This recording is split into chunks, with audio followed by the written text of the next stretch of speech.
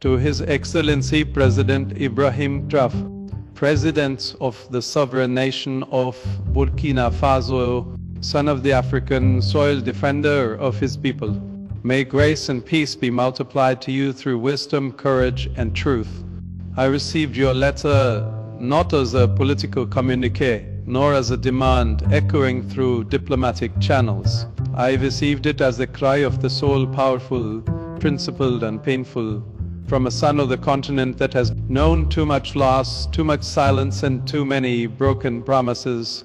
I have read your words, not once, but many times, and each reading pierced deeper than the last, for in your voice I heard not merely the anger of a president, but the righteous cry of a continent, long wounded by the dual blades of neglect and exploitation. Let me begin now with defense, but with confession. Yes, the Church has, at moments in history, stood beside colonizers, when it should have stood beside the crucified. Yet there were chapters, some long, some shamefully brief, where the mission of salvation became entangled in the machinery of subjugation, where the banner of the cross was hoisted beside flags of empire, and the teachings of Christ were diluted by the ambitions of kings.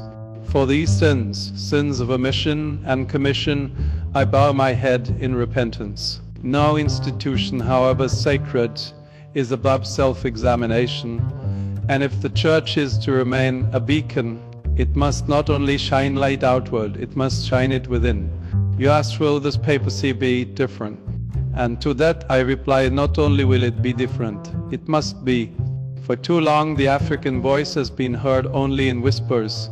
Your leaders have been praised only when they were pliable, and demonized when they dared to defy unjust systems.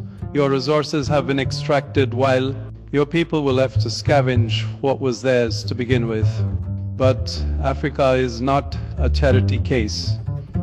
Africa is not a patient waiting for the West to administer spiritual or political anesthesia. Africa is the cradle of courage, the wellspring of song, the pulse of prophecy. It is not the world's burden, it is its teacher.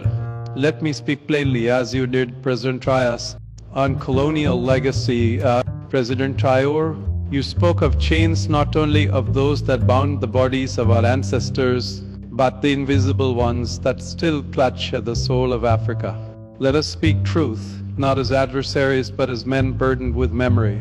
Colonialism was not simply a political conquest, it was a spiritual betrayal. It was not just the theft of land,